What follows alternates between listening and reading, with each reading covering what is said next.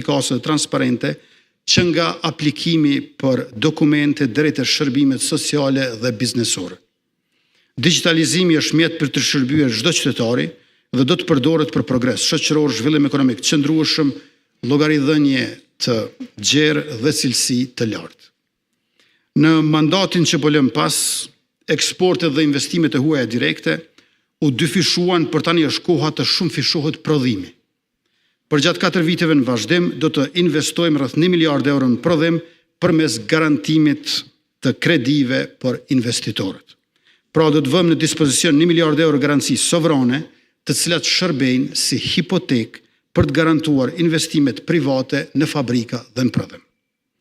Do të themelojmë bankën zhvillimore, projekt që tashmë është negociuar me bankën botërore në vlerë prej 50 milion eurosh, për të mbështetur zhvillimin industrial dhe ndërmarrjet prodhuese. Trep që do ta rikthejmë në funksion zhvillimit përmes investimeve të reja dhe të mëdha strategjike në bashkëpunim me një kompani me renome nga vendet mike, duke e kthyer atë në motor të ekonomisë sonë.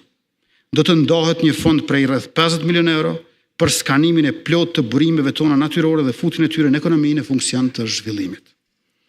Bjeshkët tona të larta e të bukura nuk do të shijohen vetëm nga larg, por do të përjetohen nga afër duke investuar në turizëm malor. Kjo do të fillojë me 500 milion euro për Brezovicën, e cila do të transformohet në destinacion ndërkombëtare evropian të turizmit, ashtu sikurse dhe rezorti i ri i skijimit në Dugaqin. Mërgata